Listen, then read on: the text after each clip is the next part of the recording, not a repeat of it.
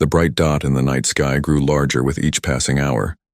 At first, the scientists at the North American Space Center thought it might be a comet or an asteroid. But when it slowed down and took up a position in Earth's orbit, they knew they were dealing with something entirely different. "Sir, you need to see this," said Mike, the young technician who first spotted the object. His hands shook as he pointed at the screen. Director Alan Roberts squinted at the monitor. The object was clearly not natural. It had straight lines and angles that suggested it was built, not formed by space rocks. "Have they sent any signals?" Roberts asked. "No, sir. Nothing. It's just sitting there, silent," Mike replied. Within hours, the news spread across the globe. An alien ship had arrived at Earth. People reacted with fear, wonder, and everything in between. Some ran to churches to pray. Others partied like it was the end of the world. Most just watched their screens, waiting for more information. In Washington, the president called an emergency meeting. Military leaders, scientists, and government officials gathered in a secure room deep beneath the White House. "We need to make contact," said the president, looking tired and worried. "But we also need to be careful. This could be the greatest moment in human history, or the beginning of the end." Jack Wilson stood at attention in the back of the room. As the commander of the Special Space Operations Team, he knew he would be involved in whatever happened next. Jack was 42 years old, with gray starting to show in his dark hair. 20 years in the military had left him with a strong body and a face that rarely showed emotion. "Commander Wilson," the president said, "your team will lead this mission. Get close to that ship, try to communicate, but be ready for anything." "Yes, sir," Jack replied. His face remained calm, but inside his heart raced. This was why he had trained all his life. 6 hours later, Jack and his team of 5 approached the alien vessel in their space shuttle. Up close, the ship was even stranger than it had appeared on the screens. It was long and curved like a giant silver leaf. Its surface seemed to shift colors slightly as they watched, reflecting the stars and Earth below. "No visible weapons," said Lisa Chen, the team's science officer. She was small but tough, with quick eyes that missed nothing. "And I'm detecting very low power readings. This thing might be running on backup systems." "Or it's a trick," said Tom Davis, the security specialist. His hand never left his weapon. "They could be hiding their real power." Jack kept his eyes on the alien vessel as their shuttle moved closer. "Stay alert, but remember, we're here to make friends if we can." Their shuttle docked with the alien ship with a soft thud. The team put on their spacesuits and prepared to enter through the airlock. "Command, this is Wilson," Jack said into his radio. "We're going in." "Understood," came the reply from Earth. "Be careful." The inside of the alien ship was dark, lit only by faint blue lights along the floor. The air was breathable according to their instruments, so after testing it carefully, the team removed their helmets. "It's cold in here," Lisa said, her breath visible in the chilly air. "And look at these controls. They're not designed for human hands." The walls were smooth and curved, with strange symbols etched into them. The team moved slowly through narrow hallways, recording everything with their cameras. "This place feels dead," Tom whispered, "like a ghost ship." Lisa checked her instruments. "There's a stronger power source ahead and... Wait, I'm detecting a life form." Jack held up his hand, signaling the team to stop. "One life form? Are you sure?" "Yes," Lisa replied. "It's faint, but it's there." They moved forward more carefully now, until they reached a large round room that seemed to be the ship's control center. In the middle stood a clear tube, filled with a glowing green liquid, and floating inside was a figure. "Is it alive?" asked Mike, who had joined them from the Space Center due to his technical expertise. Lisa approached the tube carefully. "It's in some kind of sleep state, like hibernation." The alien was tall and thin, with grayish-blue skin. It had 2 arms, and 2 legs like a human, but its head was larger with no hair and 3 sets of eyelids closed over what must be eyes. Its hands had 6 long fingers each. "Can we wake it up?" Jack asked. "I don't think we should," Tom said quickly. "We don't know what it might do. We came here to make contact, Jack reminded him. Lisa, is there a safe way to communicate? Lisa studied the controls around the tube. These symbols here, they might be related to the hibernation system. She touched one of them gently. Suddenly, the room lit up brightly. Alarms started to sound and the green liquid in the tube began to drain away. What did you do? Tom shouted, raising his weapon. I just touched it, Lisa said, backing away. The alien's eyes began to open, first one set of eyelids, then the second, and finally the third. Its eyes were deep black, with small flecks of gold that seemed to move. Jack stepped forward, hands raised to show he was unarmed.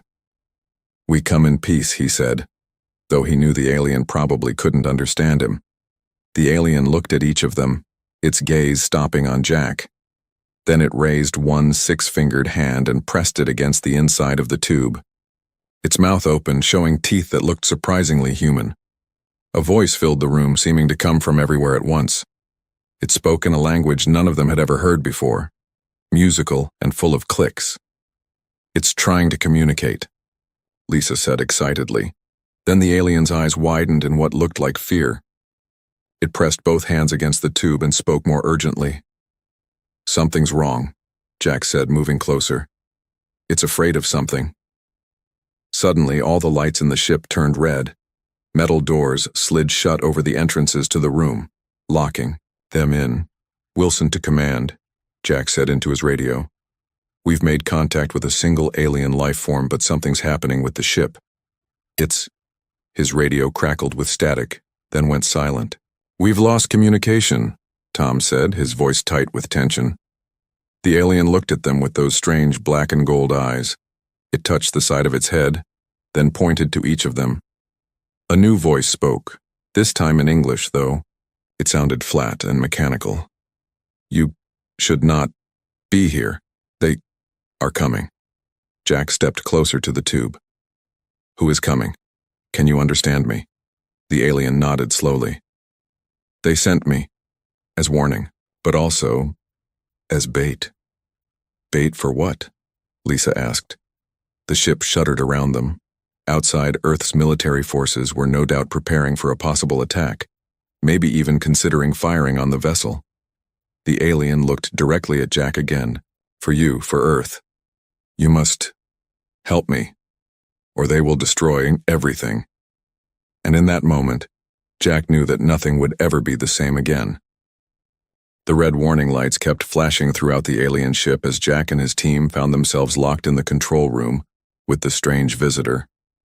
The mechanical voice translation system clicked and whirred, struggling to convert the aliens' language into something they could understand.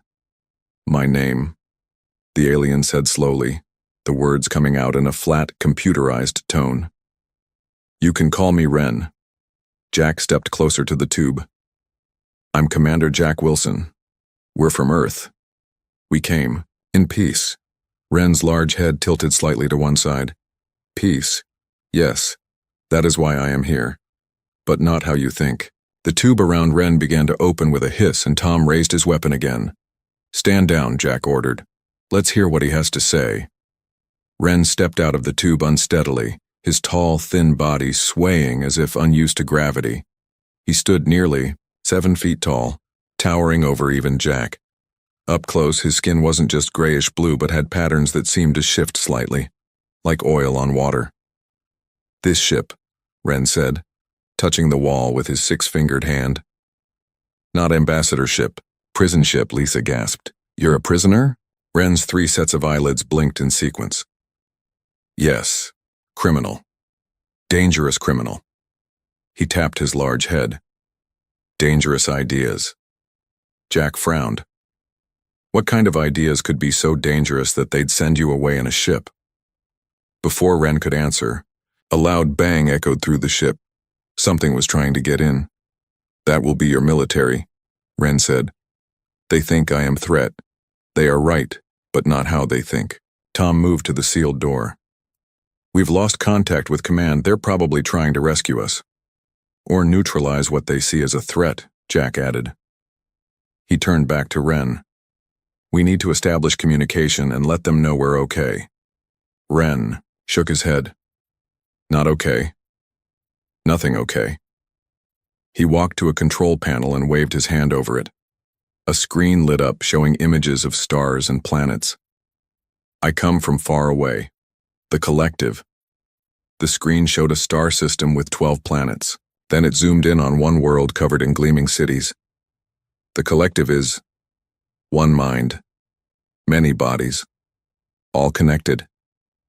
Ren touched his head again. Born connected. Think together. Feel together. Act together. A hive mind? Lisa asked, fascinated. Your entire species shares one consciousness?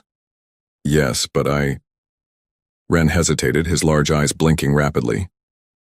I was different. I could disconnect, think alone, have own thoughts. He looked at each of them. You all think alone, separate, individual. Another loud bang shook the ship. They're going to break through soon, Mike warned. Jack made a quick decision. Ren, we need to contact our leaders. Explain who you are and why you're here. Can you help us restore communications? Ren moved to another panel. I try, but first you must understand I was sent away because dangerous. I questioned the unity. I wanted freedom. The word seemed to cause him pain. They said I was sick. Put me in this ship. Set course for empty space. To drift forever. Then, how did you end up at Earth? Lisa asked. Solar storm damaged navigation. Ship found nearest habitable world. Ren's fingers moved across the panel. Your Earth. The banging grew louder. Metal groaned as someone or something tried to cut through the sealed doors. The ship's defense systems activated when it detected your approach, Ren explained. It is programmed to keep me in, others out. Can you shut them down? Jack asked. Ren's eyes fixed on Jack's. If I do, your military will take me. Study me. Cut me open. Jack wanted to deny it, but he knew Ren was probably right. Standard protocol for first contact with potentially hostile aliens would involve containment and thorough examination. I won't let that happen, Jack said firmly. You have my word. Ren stared at him for a long moment. In the collective, word means nothing. All thoughts are shared. Lies impossible. He blinked all 3 sets of eyelids. But I see truth in your eyes. Like me, you think differently. The door began to glow red as cutting torches worked from the other side. Ren pressed several controls. The ship hummed as systems came back online. Communications restored, but ship defenses also active. Will protect me, as programmed. Jack quickly activated his radio. Command, this is Wilson, do you copy? After a moment of static, a voice came through. Wilson, this is General Grant. Report your status immediately. Sir, we've made contact with a single alien occupant. His name is Ren. He's not hostile, but the ship's automated defense systems are active.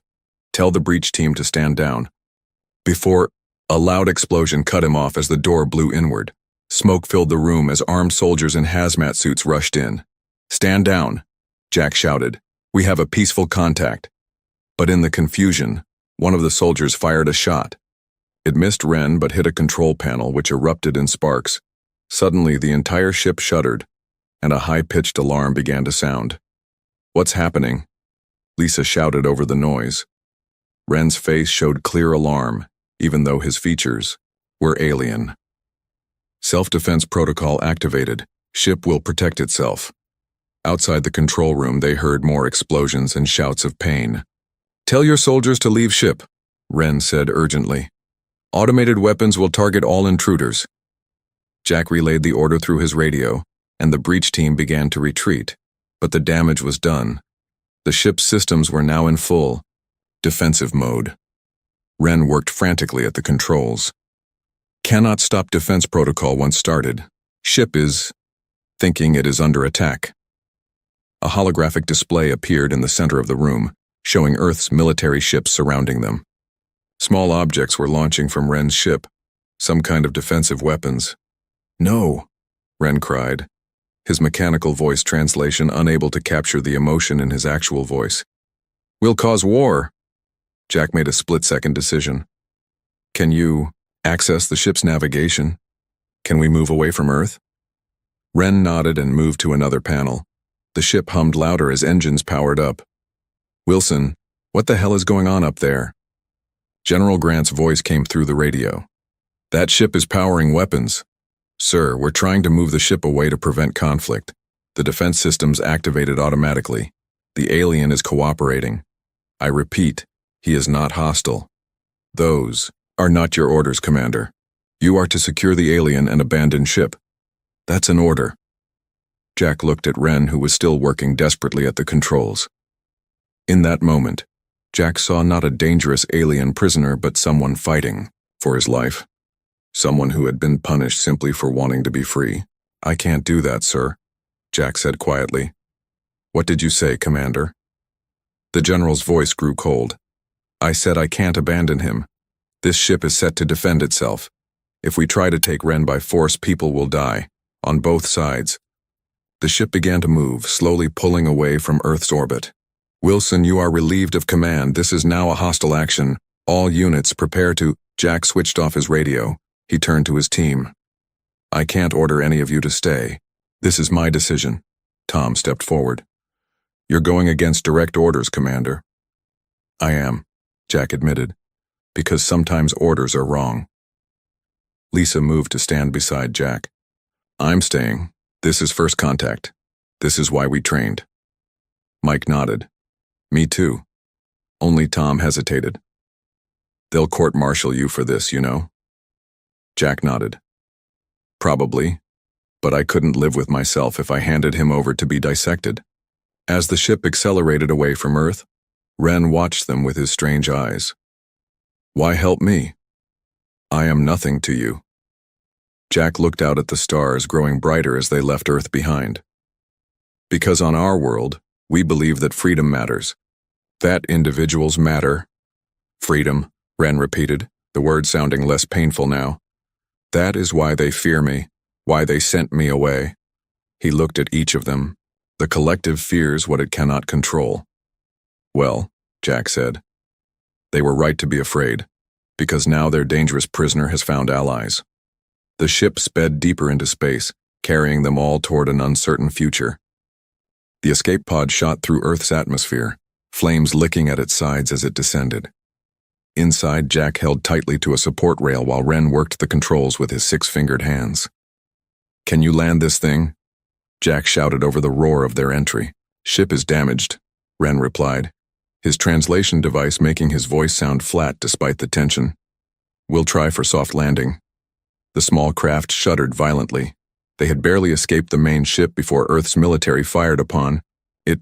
The prison vessel's defenses had responded in kind, creating a battle in orbit that lit up the night sky across half the planet. There, Ren pointed to a green area on their navigation screen. Trees will slow fall. Jack nodded grimly. Better than the ocean. The pod crashed through the upper branches of tall pine trees, slowing its descent before hitting the ground with a bone-jarring thud. Warning lights flashed across the control panel as systems failed one by one. We need to move, Jack said, checking his few supplies. They'll track the pod's descent path. Ren moved unsteadily to his feet. On Earth, his tall, thin body seemed even more fragile than in space.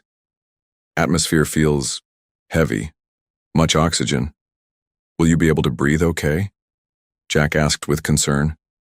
Yes. Different but possible. Ren blinked his 3 sets of eyelids. But your son? Very bright. Jack dug through the emergency kit and found a pair of sunglasses. Try these. The alien slid them over his large eyes, looking oddly human despite his blue-gray skin and hairless head. They left the smoking pod behind and moved deeper into the forest. Jack guessed they were somewhere in the northern United States or southern Canada. Based on the vegetation, it was early autumn with the leaves just beginning to change color. Your world. So much life, Ren said, touching a tree trunk with wonder. The collective worlds are ordered, controlled. Jack checked his compass. We need to find shelter and figure out our next move. They will send hunters, Ren said suddenly, his voice low. Not just your military, the collective. Jack stopped walking. Your people? But how would they know where you are? We're light years from your home. Prison ship sends signal if prisoner escapes, built into design. Ren pointed to his own chest. Also tracker inside me. Can it be removed? Ren shook his head. Linked to vital systems. Remove tracker. I die. Jack cursed under his breath. So we've got Earth's military and your people both hunting us, great. They walked for hours, moving deeper into the wilderness. Jack had been trained for survival situations, but he'd never imagined he'd be using those skills to help an alien fugitive. By nightfall, they found a small cave that offered some shelter. As Jack worked to start a fire, he thought about what he'd done. He'd disobeyed direct orders, abandoned his team, become a traitor to help someone he barely knew. You regret helping me? Ren said, watching him with those strange eyes behind the sunglasses. Jack looked up. I don't regret it, but I'm wondering if I made the right choice. Choice. Ren repeated the word carefully. In the collective, no choice exists. All decisions made by unity. All thoughts shared. That sounds awful, Jack said as the fire caught the dry wood. Never knew different was natural. Ren moved closer to the fire, his thin body shivering slightly in the cool night air. Then one day, my connection weakened, could hear own thoughts. Terrifying at first. Jack offered him a protein bar from his emergency kit. So you're some kind of mutation? A glitch in your species? Perhaps. Or evolution. Ren examined the food bar carefully before taking a small bite, began to question. Why must all think same? Why no room for new ideas? And that's why they exiled you? For asking questions? Ren's expression changed slightly. Even with his alien features, Jack could recognize sadness. Not just questions. I shared the feeling of being alone in mind. Some others began to disconnect too. Ren looked into the fire. Collective called it mind virus, dangerous infection. The sound of helicopters in the distance made them both tense.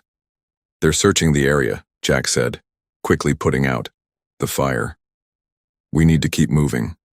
They traveled by night after that, hiding during the day. Jack's military training helped them avoid patrols and search parties. News reports on radio stations they occasionally picked up told of a dangerous alien encounter and a rogue military officer who had betrayed Earth's security. 3 days after their crash, they came upon a small cabin deep in the woods.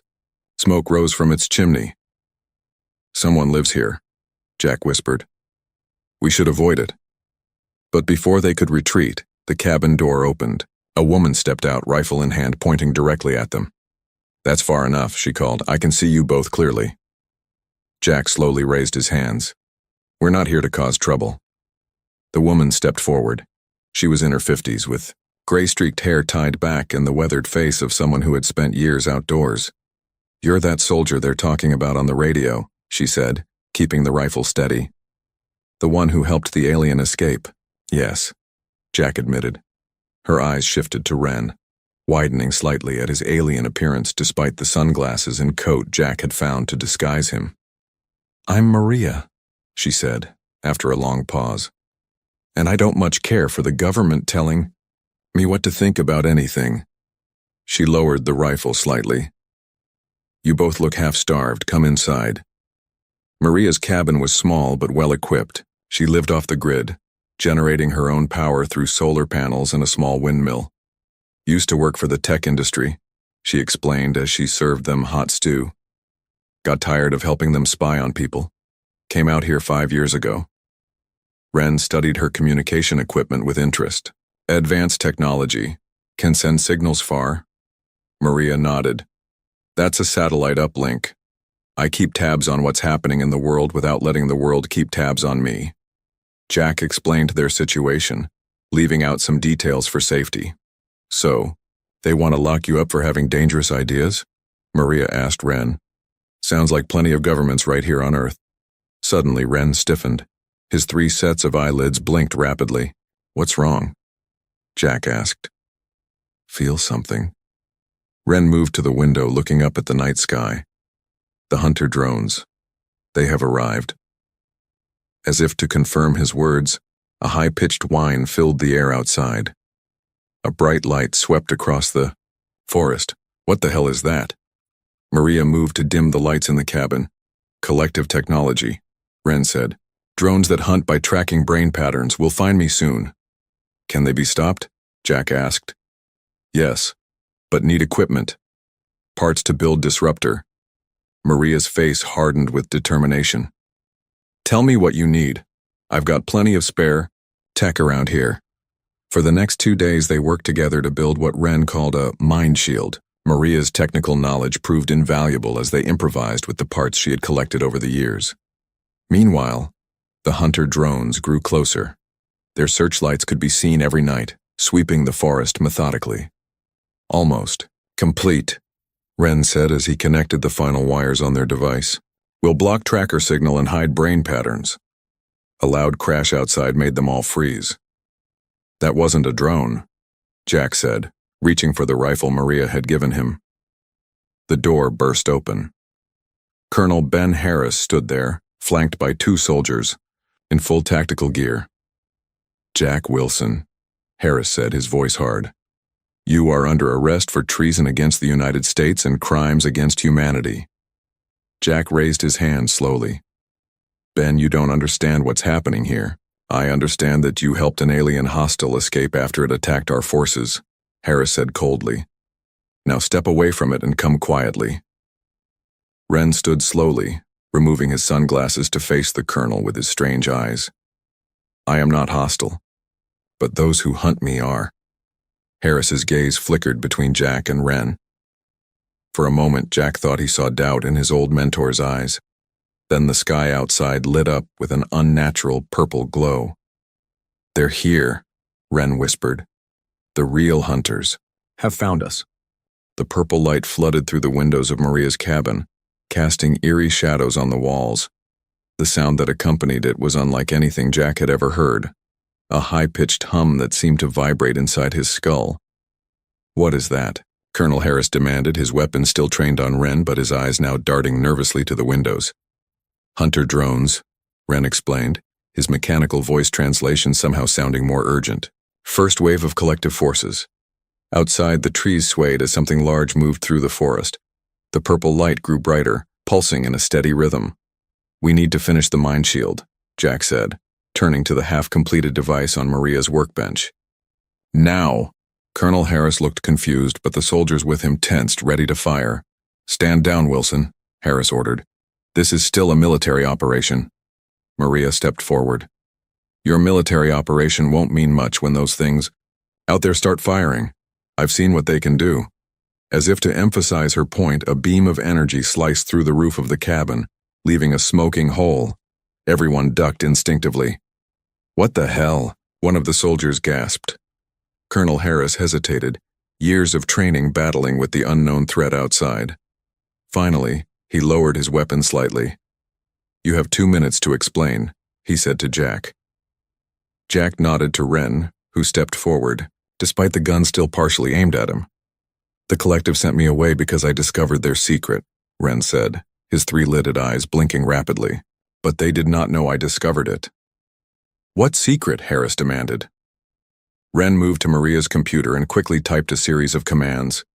The screen filled with strange symbols that slowly translated into English. The collective is not just one world, Ren explained as he worked. Once was but grew, spread to other worlds. Jack moved to stand beside Ren. You're saying your people conquered other planets? Not conquered. Assimilated. Ren's fingers paused on the keyboard. Find species who think alone like humans. Connect them to collective mind, they become part of us. The cabin shook as something heavy landed outside. The purple light intensified. They're getting closer, Maria warned. Ren continued typing. I found list of worlds marked for assimilation. He looked directly at Harris. Earth on list. The screen displayed a star map, with Earth's solar system clearly highlighted. Harris's face paled. You're telling me your people are planning to invade Earth? To what, take over our minds? Yes, Ren said simply. When I found this, tried to warn targeted worlds, collective discovered plan, called me traitor. Another energy beam cut through, the wall missing Harris's head by inches. The colonel ducked, then straightened, his military training taking over. Even if that's true, how do I know you're not part of their plan? He demanded. Jack stepped forward. Because he risked everything to come here, Ben. Think about it. If he wanted to help them take over, why would he be running from them? Outside, the sound of trees crashing down grew closer. Metal scraped against metal as something mechanical moved through the forest. The mind shield, Ren said urgently. Must complete it now or hunters will find us. Harris looked at the device, then at his men, then back to Ren. After a long moment, he nodded. Johnson, Peters, secure the perimeter. Buy us some time. He turned to Jack. If you're lying to me, I'll shoot you myself. Jack smiled grimly. Fair enough. Working together, they completed the mind shield device following Ren's instructions. Maria's technical skills proved crucial as she soldered connections that Ren described. How does this work? Harris asked as they assembled the final pieces. Creates field that blocks collective mind scanning, Ren explained. Also disrupts tracker in my body. But won't they just track the device itself? Jack asked. Ren's alien. Features formed what might have been a smile. Device designed to move signals. Make trackers point wrong direction. As they worked, the sounds outside grew louder. The soldiers Harris had sent to the perimeter reported multiple contacts. Flying. Drones the size of cars moving through the trees. They're surrounding us, sir, Johnson reported through the radio. Like they're looking for something. Hold position but do not engage unless fired upon, Harris ordered. Ren connected the final wire to the device. A soft blue glow emanated, from its center spreading outward in waves. It works, Ren said, relief evident even through his translator. Hunters will lose our signal. The purple lights outside dimmed slightly, then began to move in different directions as if confused. It's working, Jack said, watching through a window. They're breaking off their search pattern. Harris moved to stand beside him. So what? Now we can't hide forever. No, Ren agreed. Mind shield temporary solution. Collective will send more hunters. Stronger ones. Then we need to warn the world, Harris said. If what you're saying is true, Earth needs to prepare. Ren shook his head. Not enough time to prepare. Collective technology too advanced. Earth, weapons. He gestured at the soldiers' rifles. Not effective. Then what do you suggest? Harris asked, frustration evident in his voice. Ren turned to Maria's computer again. Need to show you something else. Real reason I was sent away. On the screen, new images appeared. Strange diagrams and what looked like building plans. My prison ship, Ren explained. Not just prison, also weapon. Jack leaned closer. What kind of weapon?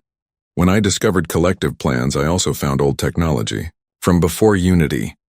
Ren's eyes seemed to grow darker. Technology that could break mind connection. Give back individual thought. Harris studied the diagrams. You're saying your ship contains a weapon that could disrupt this hive mind of yours? Yes, built into ship systems.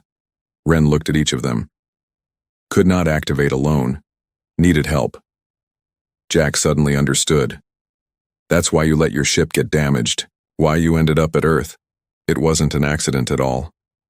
Ren blinked all 3 sets of eyelids slowly. Programmed navigation to find world with individual minds. Strong minds that value freedom. You came here on purpose, Maria said, her eyes wide. You wanted us to find you. Yes, Ren admitted. Took great risk. Collective would destroy whole world to stop spread of individuality virus. Harris's radio crackled. Sir, the drones are pulling back, but there's something else coming. Something big. Jack moved to the window and saw the trees at the edge of the clearing bending, making way for a massive shape moving toward them. What is that? He asked. Hunter Prime, Ren said, his voice suddenly quiet. Elite enforcer. Cannot hide from it, even with mind shield. So we fight? Harris asked, checking his weapon. No, Wren said. Must reach my ship. Activate the weapon. Your ship is in orbit, surrounded by our military, Jack reminded him. Not main ship, Wren clarified. Escape pod has connection to main systems, can activate from there. The cabin shook as the Hunter Prime drew closer. Through the window they could see it now. A towering machine with multiple limbs and a glowing center that pulsed with the same purple light as the drones. We need to move, Harris decided. Now.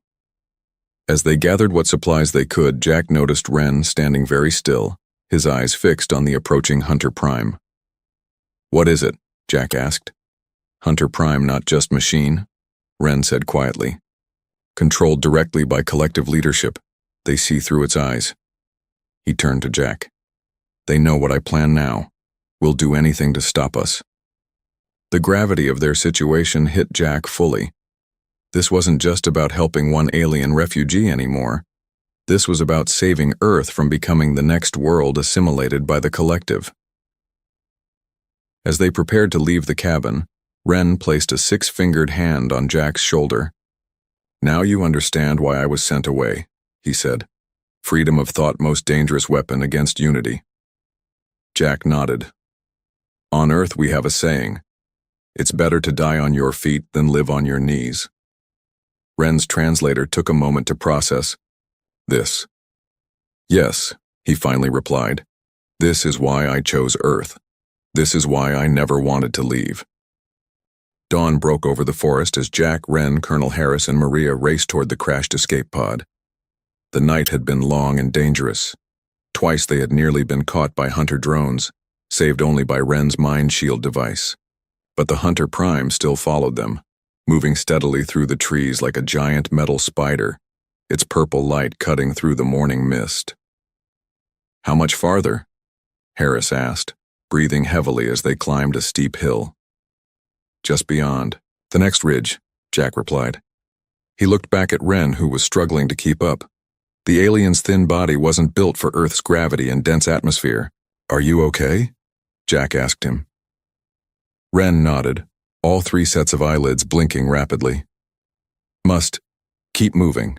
Hunter Prime calls for reinforcements. They reached the top of the ridge and looked down into the valley where the escape pod had crashed 3 days earlier. The small silver craft lay half buried in the soft earth, trees broken around it. But they weren't alone. Military vehicles surrounded the pod, and soldiers in protective suits moved around it. Your people found it, Jack said to Harris. The colonel nodded grimly. Standard protocol. Secure and study any alien technology. We can't fight our way through them, Maria warned. Harris studied the scene below, then pulled out his radio. This is Colonel Harris, authorization code Sierra Echo 79. I need to speak to General Williams immediately. After a tense moment, a voice responded. Harris, where the hell have you been? The whole country is looking for you. Sir, I'm with Commander Wilson and the alien. We have critical information about an imminent threat to Earth. Request immediate clearance to approach the crash site. Negative, came the sharp reply. You are ordered to surrender the alien for containment and report for debriefing. This is a matter of national security. Harris looked at Jack, then at Wren. Sir, with respect, this is bigger than national security.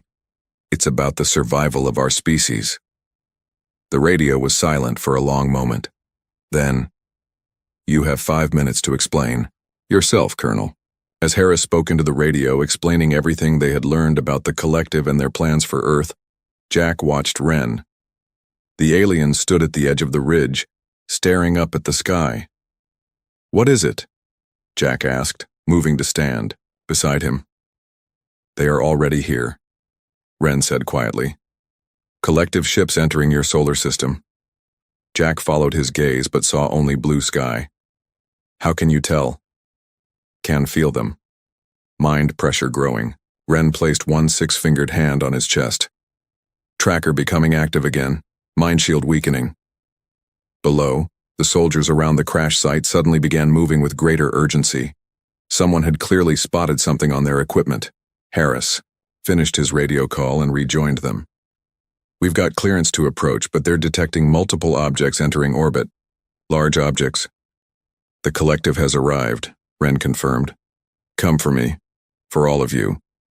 They made their way down to the crash site. The soldiers parted to let them through, many staring openly at Ren. General Williams himself waited by the escape pod, his face hard as stone. This better be worth it, Harris, the general said. It is, sir. Show him, Ren. Ren stepped forward and placed his hand on the side of the escape pod. A hidden panel slid open, revealing a complex array of controls. This connects to main ship. Systems, Ren explained. Can activate defense protocols from here. What defense protocols? The general asked suspiciously. The weapon I built, Ren said, to free minds from collective control. Before Ren could explain further, a soldier ran up to the general. Sir, multiple objects entering Earth's atmosphere. Our weapon systems are having no effect.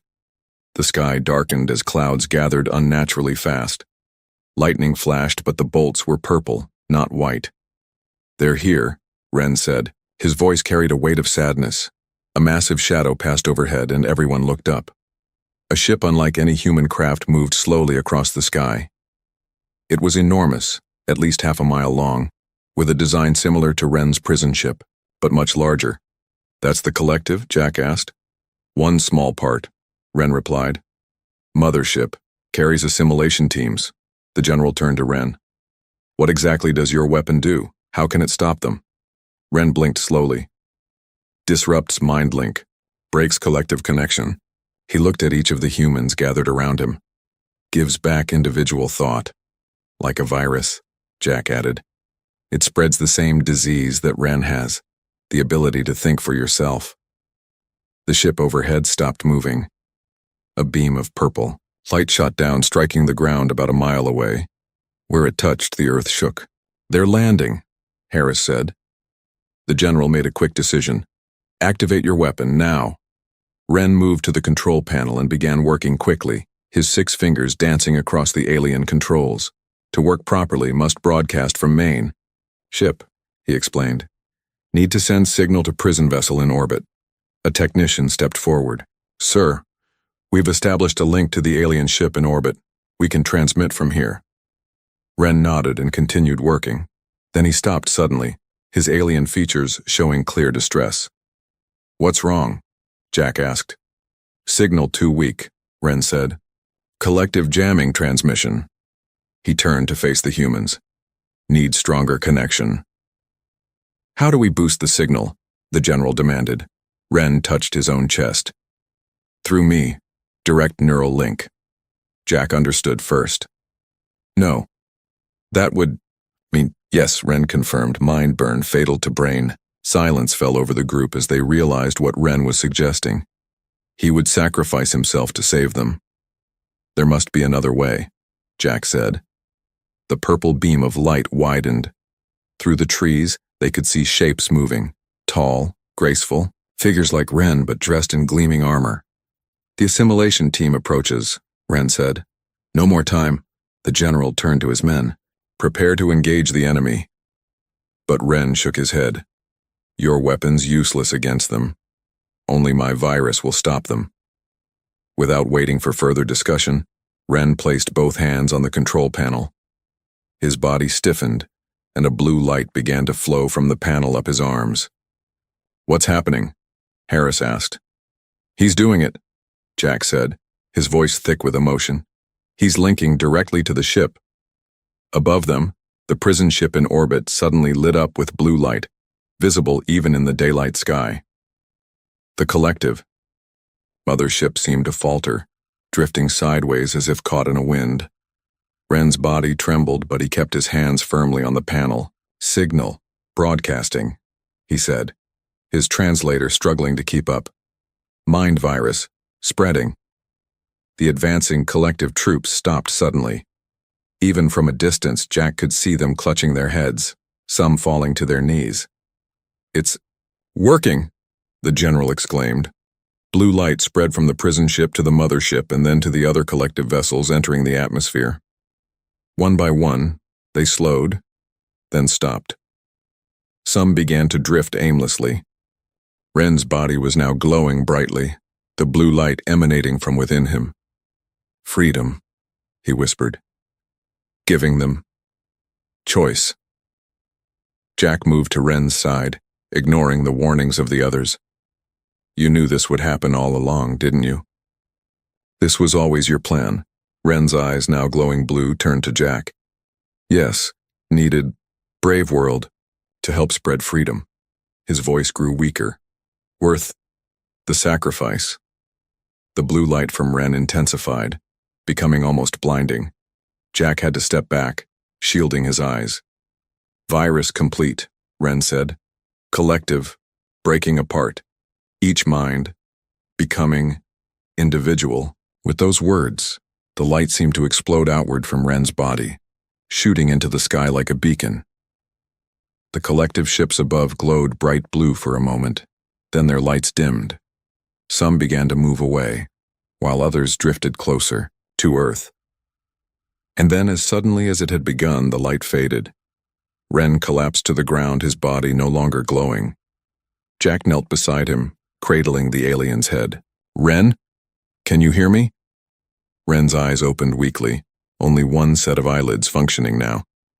"Did it work?" The general's radio crackled. "Sir, the alien fleet is breaking formation. Some vessels are retreating, others appear to be asking for help." "It worked," Jack told Ren, smiling through tears he hadn't realized were falling. "You freed them." Ren's six-fingered hand reached up weakly to touch Jack's face. "Thank you for showing me what freedom truly means." His voice grew fainter. "Was right to choose Earth. Never wanted to leave." His hand fell, and his eyes closed for the last time. Hours later, as medical teams attended to the confused and disoriented collective members who had survived Ren's mind virus, Jack stood on the ridge overlooking the valley. The sun was setting, painting the sky in brilliant oranges and purples. Colonel Harris joined him, looking up at the alien ship still visible in orbit. "What do you think will happen to them now?" he asked.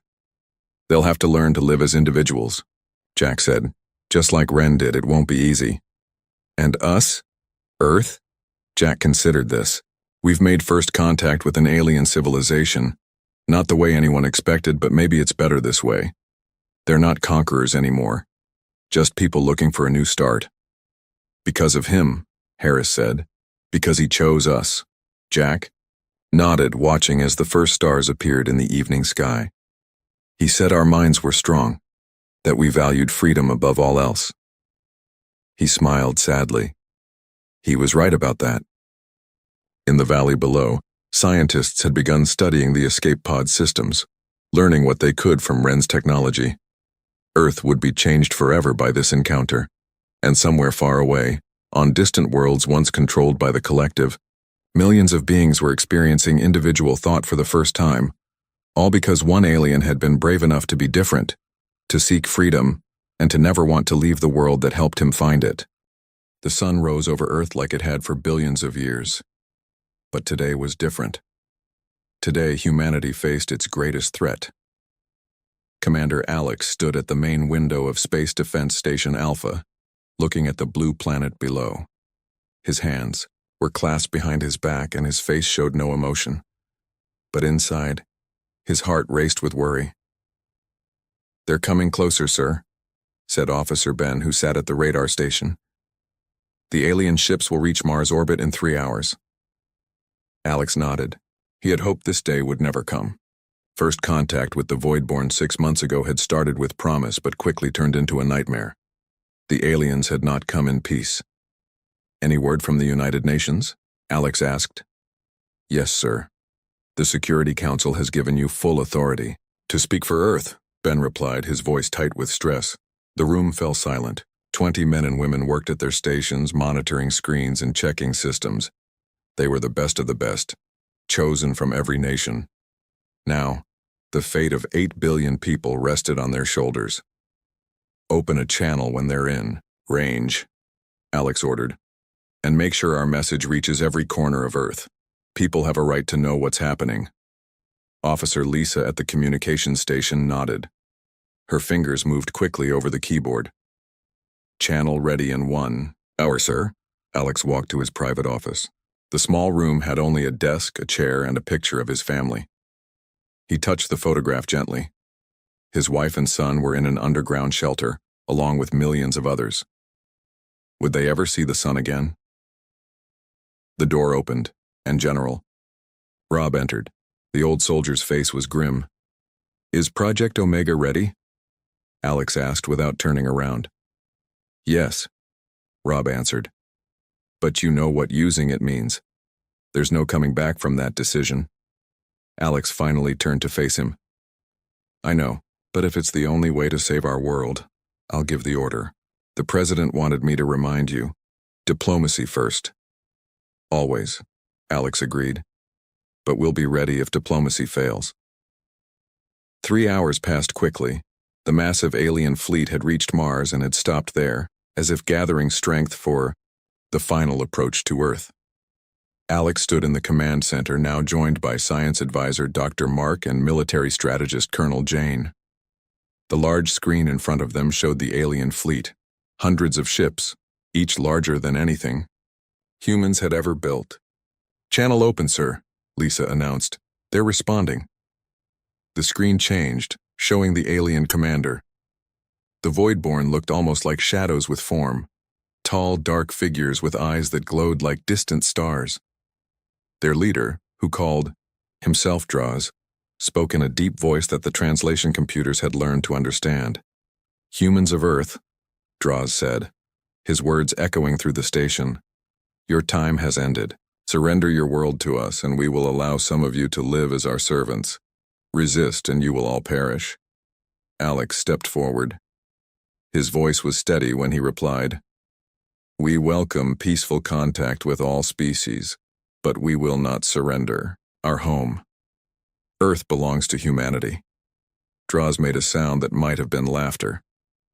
Your weapons cannot harm us. Your technology is primitive. What choice do you have? There is always choice, Alex answered. We ask you to leave our system, in peace.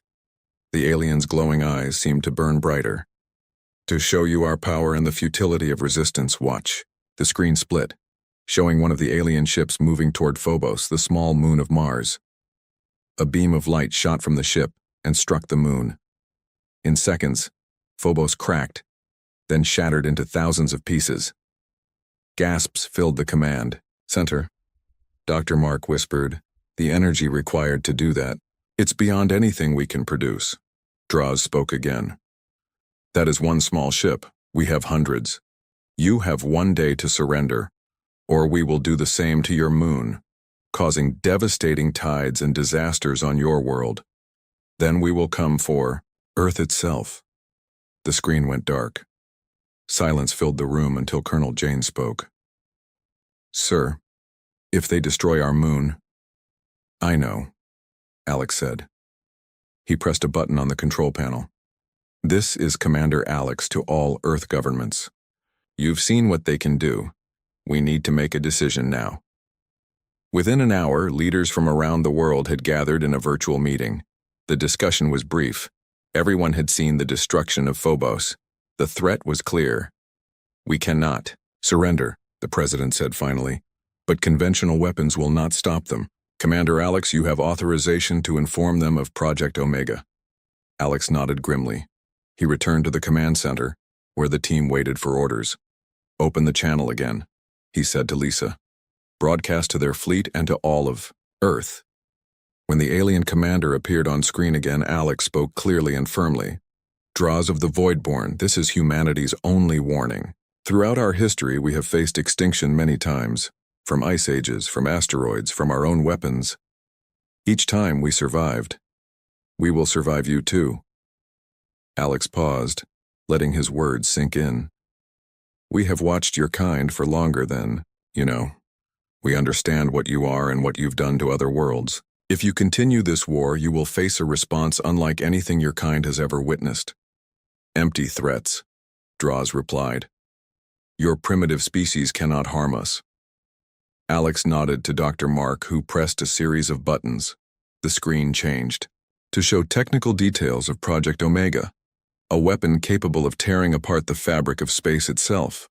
This device can create a rupture in space-time that will destroy everything within the orbit of Jupiter. We built it as a last resort against extinction. If you force our hand, we will use it. For the first time, the alien commander was silent. You would destroy yourselves? Draws finally asked. If necessary, yes, Alex answered. We would rather die free than live as slaves. You have 6 hours to begin leaving our system. After that, we will consider your actions a continued act of war, and we will respond accordingly. The transmission ended.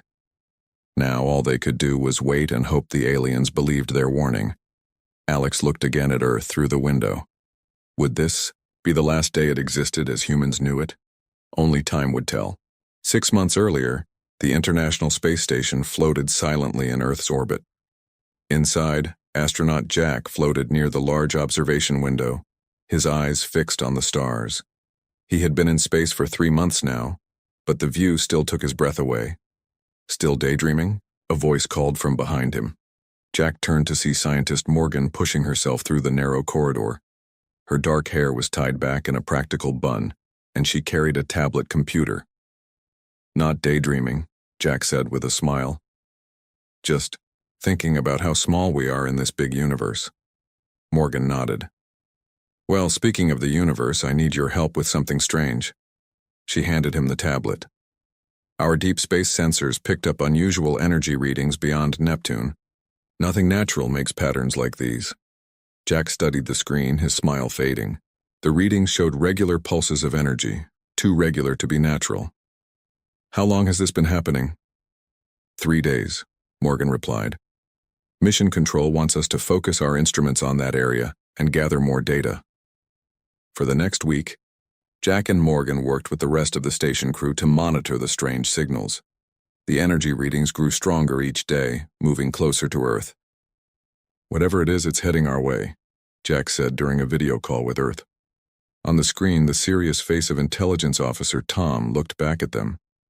We're tracking it too, Tom said. The president has called an emergency meeting of world leaders. This could be it. First contact with an alien civilization. 2 days later, the mysterious object appeared near Jupiter's orbit. It wasn't one ship, but many, a fleet of massive vessels unlike anything humans had built. The largest was the size of a small city. The world held its breath. Military forces went on high alert, but no hostile actions came from the alien fleet. Instead, a message arrived, broadcast on all frequencies in perfect English. People of Earth, we are the Voidborn. We come from a star system you call HD 4307. We seek peaceful exchange of knowledge and resources. The message played over and over. World leaders debated how to respond. Finally, a reply was sent, welcoming the Voidborn and inviting them to send representatives to Earth. I don't like it, Tom said during a private call with Jack and Morgan. Why would they learn our languages before making contact? And why bring such a large fleet for a peaceful mission? Maybe that's just how they travel, Morgan suggested. Or maybe they're cautious like us. 3 alien ships separated from the main fleet and moved toward Earth while the rest remained near Jupiter. When they reached Earth orbit, smaller shuttles descended to a prepared landing area in neutral territory, a large field in Switzerland. The world watched as the shuttles landed and the alien visitors emerged. The Voidborn were tall beings with dark skin that seemed to absorb light. Their eyes glowed like distant stars, and they moved with a fluid grace that seemed almost unnatural. The first meetings went well. The Voidborn spoke of sharing technology and knowledge. They claimed their civilization was millions of years old and had visited thousands of worlds.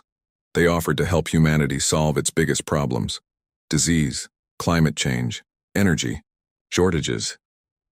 Too good to be true, Tom muttered as he watched the broadcast from his office. Unlike most people, who were celebrating the peaceful contact, Tom felt uneasy. He had spent his career looking for hidden threats, and something about the Voidborn didn't add up. He began a secret investigation, working with a small team to monitor all communications between the aliens and Earth governments. For weeks, they found nothing unusual. Then one night they intercepted a message from the alien fleet near Jupiter, a message not meant for human ears. Tom rushed to the secure meeting room where the president and key advisors waited. His face was pale, and his hands shook slightly as he placed his computer on the table. "We've decoded their internal communications," he announced. "The Voidborn are not here for peaceful exchange. They've done this before, to at least 17 other worlds." He played the intercepted message. The alien voice spoke coldly about Earth's resources, about how the humans were primitive and easily controlled, about how this world would be harvested like the others. "Their real fleet is still hidden beyond our solar system," Tom continued. "These ships are just the advance force. Once they've gained our trust and learned our weaknesses, the main fleet will arrive." The room was silent for a long moment. Then, the president spoke. "How certain are you about this translation?" "Completely certain," Tom replied. "We've cross-checked it multiple ways." The next day, Earth's leaders confronted the Voidborn representatives with the evidence. For a moment, the aliens said nothing. Then their leader, who called himself Draaz, laughed, a chilling sound that made even brave men step back. "Clever humans," Draaz said, his voice deeper and colder than before. "You weren't supposed to discover our true purpose so soon. No matter, the outcome will be the same." All pretense of friendship vanished. Draaz's eyes glowed brighter as he spoke. "Your world is rich in resources we need. You can surrender and serve us, or you can resist and be destroyed. The choice is yours, but the result will be the same. Earth will be ours." Before anyone could respond, the alien representatives vanished, teleported back to their ships. The hour. 3 vessels in Earth orbit immediately moved away, heading back toward the main fleet. Within hours, the Voidborn ships near Jupiter began to move toward Earth. Their peaceful messages stopped. Instead came a simple demand: surrender or be destroyed. Earth's military forces prepared for battle, but everyone knew the truth. Humanity's weapons were no match for the alien technology. Scientists and engineers worked desperately to find a way to defend their world. In a secret facility deep underground, Project Omega, a weapon of last resort, was brought online. It had been developed years earlier, after the first faint alien signals were detected by deep space listening posts. No one had wanted to build such a terrible device, but fear of exactly this scenario had won out. Now, as the alien fleet approached, Mars Commander Alex stood in Space Defense Station Alpha, preparing to deliver humanity's response to the Voidborn threat. The fate of Earth hung in the balance, and time was running out. Deep beneath the Rocky Mountains, in a facility that officially did not exist, Engineer Pat worked tirelessly. Dark circles under his eyes showed he hadn't slept in days. Around him, dozens of scientists and engineers moved with quiet urgency, checking systems and running calculations. "How's the containment field?" Pat asked, not looking up from his computer screen. Quantum physicist Lee, who stood nearby examining a complex series of equations on a transparent board, replied, "Stable for now, but we're pushing the limits of what's possible." She tapped a formula with her marker. "If we increase the power beyond this point, I can't guarantee we can control the reaction." Pat finally looked up, rubbing his tired eyes. "We don't have a choice. The Voidborn fleet will reach Earth in less than 2 days." The heart of the underground facility was a massive chamber where Project Prometheus, humanity's ultimate weapon, had been under development for nearly 15 years. Most of the world's population had no idea it existed. Only top government officials and a select group of scientists knew the truth. On the other side of the room, the facility's director, Dr. Wilson, ended a video call with visible frustration. He walked over to Pat and Lee, his face grim. "The Voidborn have destroyed our lunar colonies," he announced. "Over 12,000 people were stationed there. There were no survivors." A heavy silence fell over the room. Then Lee asked, "The defense stations in Earth orbit?" "Gone too," Dr. Wilson replied. "They didn't even slow the aliens down." Pat slammed his fist on the desk. Those monsters. We tried to welcome them, and they repay us with slaughter. Dr. Wilson nodded sadly. The Global Council is meeting in 1 hour to decide whether to authorize Prometheus. I've been asked to explain exactly what will happen if we activate it. Lee turned to the large window that looked into the chamber beyond. Inside, a device that appeared deceptively simple sat on a platform. It was a sphere about 2 meters across, made of a strange dark material that seemed to bend light around it. Various cables and tubes connected it to massive power generators. If we activate Prometheus, Lee said quietly, it will create a quantum tear in the fabric of space-time. The tear will expand at near light speed, consuming everything in its path. Matter, energy, even space itself. Within minutes, it will engulf the entire solar system out to Jupiter's orbit. And there's no way to stop it once it starts? Dr. Wilson asked, though he already knew the answer. None, Lee confirmed. That's why we built it here, in the deepest facility we could create. Not that it matters. Once activated, no depth of rock will protect anything. Pat turned back to his computer. I'm running the final simulations now. The power requirements are enormous. We'll need to channel the entire output of 67 nuclear power plants around the world, plus the solar collectors in orbit. Will it work against their ships? Dr. Wilson asked. Pat nodded. The tier doesn't care what it consumes, human, alien, or machine. Everything goes. Nothing we know of can survive it. Including us, Lee added softly. 1 hour later, screens around the facility showed the emergency meeting of the Global Council. Leaders from every nation on Earth had gathered, some in person, others attending virtually. The discussion was brief but intense. The Voidborn have shown their true intentions, said the Secretary General. They've destroyed our outposts without warning or mercy. Their fleet continues to advance. Our conventional weapons can't stop them. But to use Prometheus means the end of everything, another leader argued. Earth, humanity, all life in our solar system, gone in an instant. The president spoke next. We need to understand what we're facing. Dr. Wilson, what do we know about the Voidborn's plans for Earth? Dr. Wilson appeared on the main screen. Based on intercepted communications and analysis of their technology, we believe they intend to strip mine the entire planet. They will extract all valuable resources, including water and atmospheric gases. The process will leave Earth completely uninhabitable. As for humanity, he paused. Those not killed outright would be used as slave labor until they die. So, either way Earth dies, the Secretary General said grimly. The question is whether we die on our terms or theirs. After another hour of debate, the Council took a vote. The decision was made. Prometheus would be activated if the Voidborn did, not withdraw. Earth would rather destroy itself than fall to alien conquerors. Back in the facility, Pat and Lee prepared the weapon for activation. A secure channel was established with Space Defense Station Alpha, where Commander Alex would deliver humanity's final warning to the Voidborn. How long until the system is ready? Dr. Wilson asked. 6 hours, Pat replied. We need to synchronize power flow from all global sources and perform final calibrations. Lee worked at a different station, programming the activation sequence. I've built in 3 verification steps, she explained. 3 different people will need to confirm the activation codes before Prometheus can fire. Dr. Wilson nodded. Let's hope it doesn't come to that. Outside the facility across the world, people huddled in shelters or watched the skies fearfully. Military forces mobilized, though everyone knew conventional weapons would do little against the alien technology.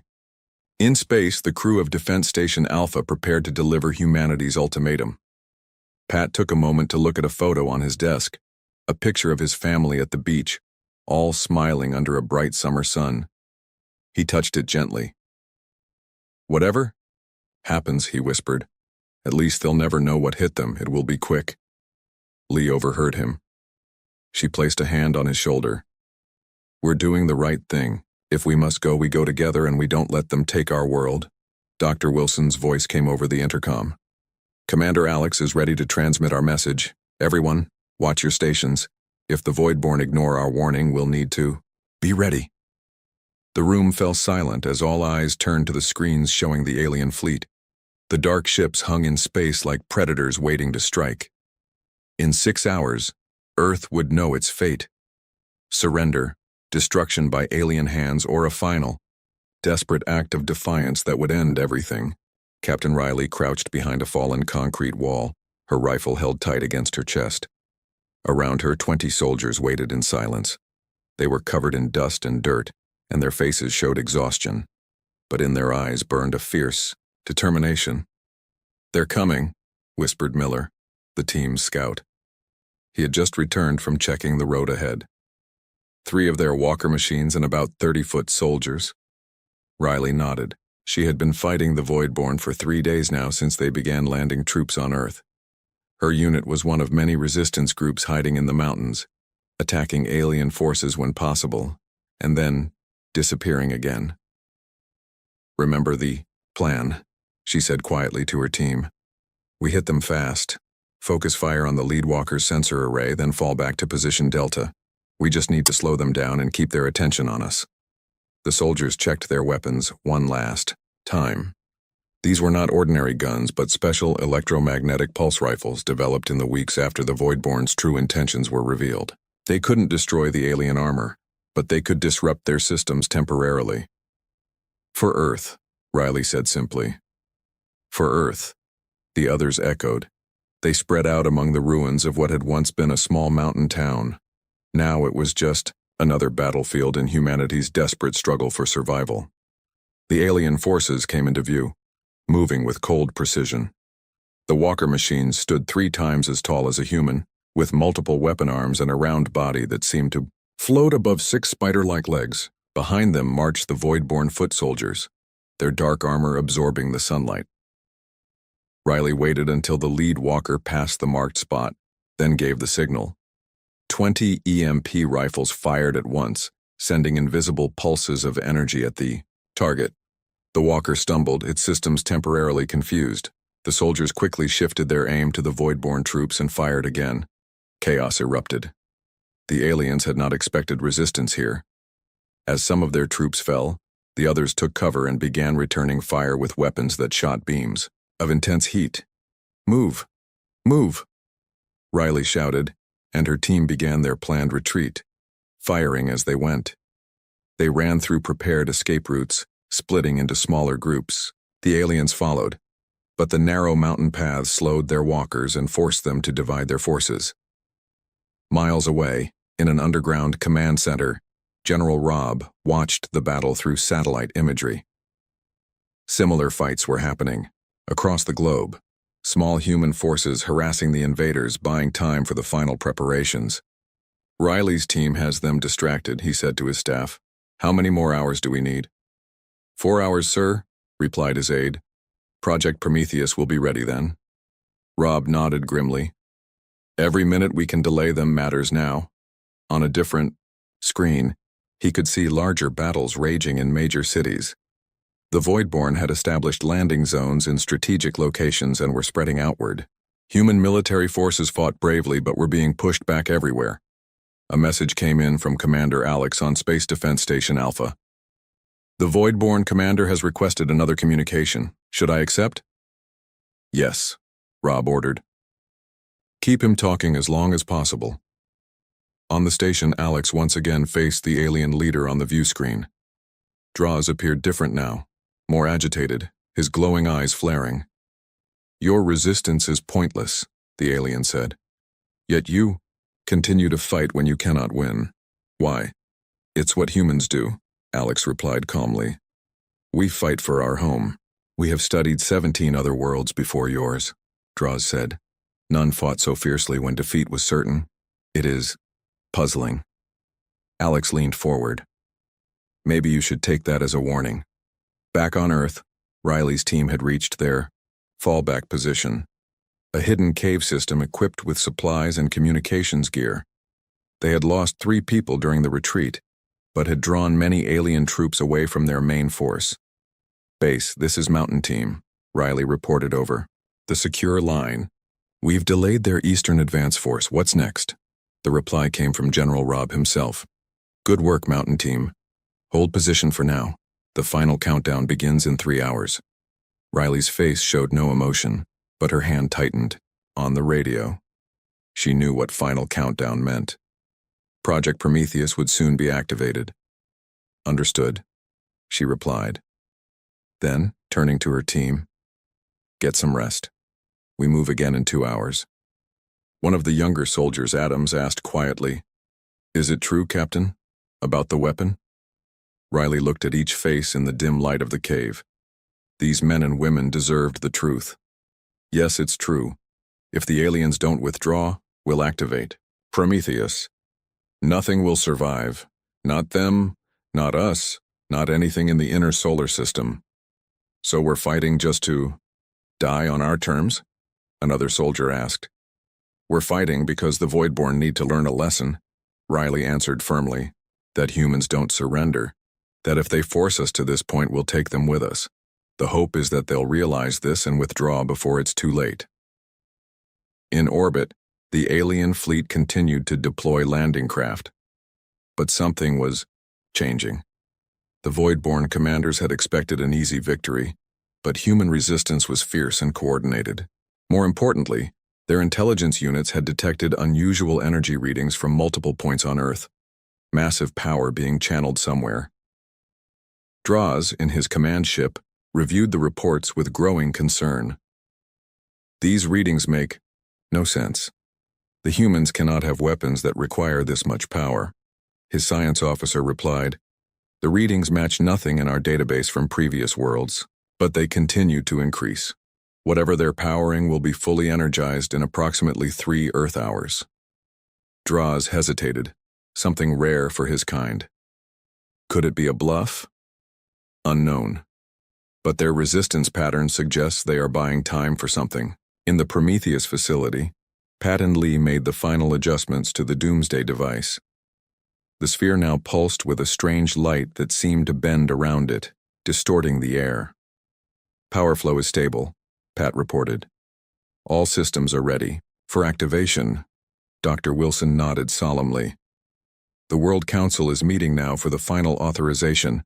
Commander Alex will deliver our last warning to the Voidborn shortly. Lee stepped back from the control panel and looked at the weapon they had created. I never thought we would actually use it, she said softly. I always believed it would just be a deterrent. None of us did, Pat replied. But here we are. The countdown to humanity's most dangerous response had begun. The next few hours would determine whether Earth and all its life would survive, or whether humans would take one final, defiant stand against those who sought to conquer them. Commander Alex stood alone in the communications room of Space Defense Station Alpha. The station was now nearly empty. Most of the crew had been evacuated to Earth hours earlier.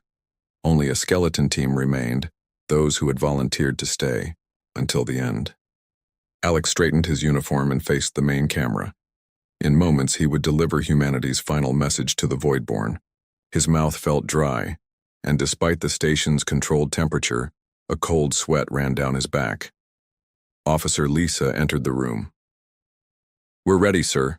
The channel is open to the Voidborn command ship and to all Earth broadcast systems. Alex nodded. How much time remains? 30 minutes until Project Prometheus reaches full power, Lisa replied.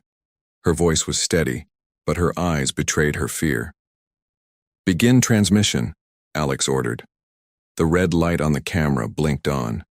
Alex looked directly into it, imagining the alien eyes that would watch this message, and the billions of human eyes that would see it too. Draws of the Voidborn, and all others who may receive this transmission, I speak now for all humanity, Alex began. We have watched your forces destroy our lunar colonies and orbital stations. We have seen your troops landing on our world. Despite our warnings, you continue your invasion.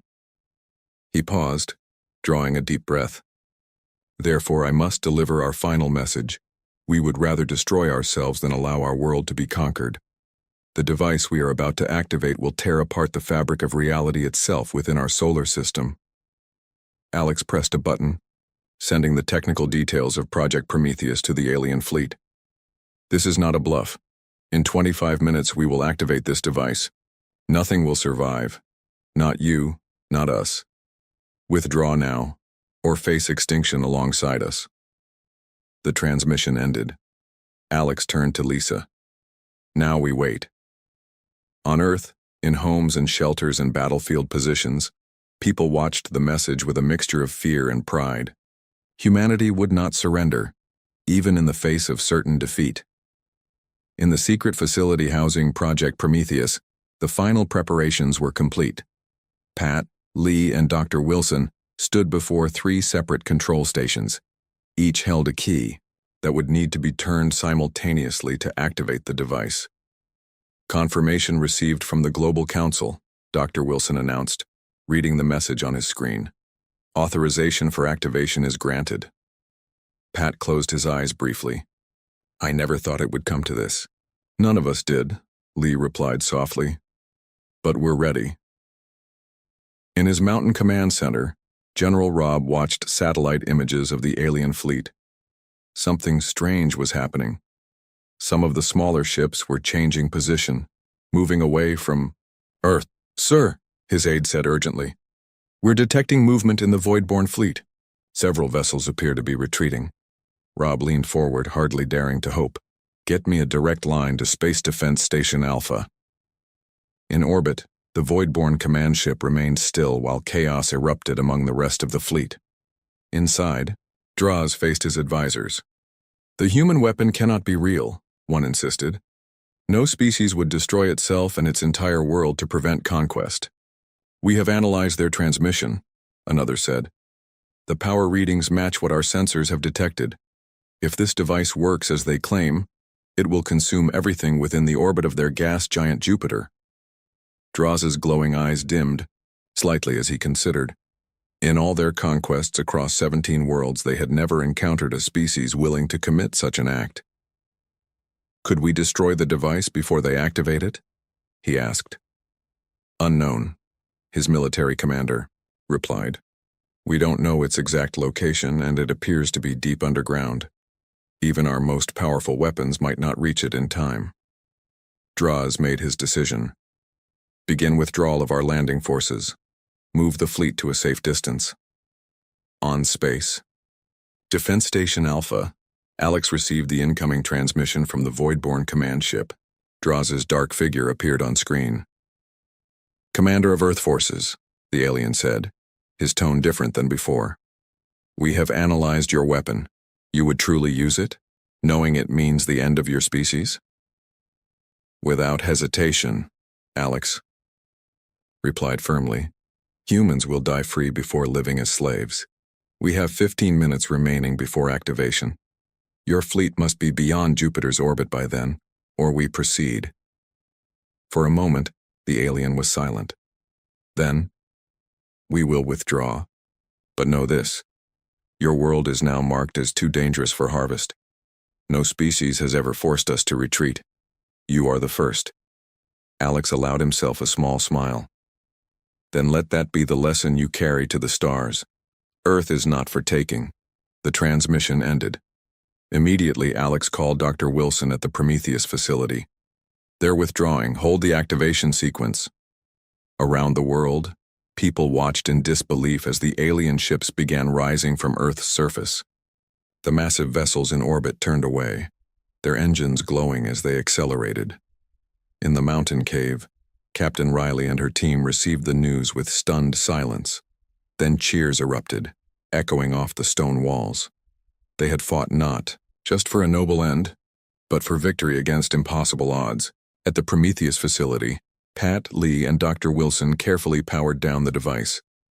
The strange, reality-bending glow faded from the sphere.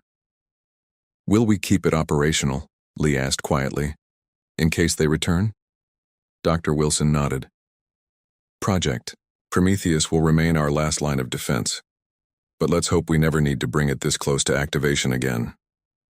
As the alien fleet passed beyond Mars, then Jupiter, Earth began the long process of recovery. Cities lay in ruins, millions had died, but humanity had survived, and had sent a message to the stars that would not soon be forgotten. 6 months later, on a rebuilt section of Space Defense Station Alpha, Commander Alex stood before representatives from all nations. A new detection system had been installed, capable of giving early warning should the Voidborn, or any other alien threat, approach again.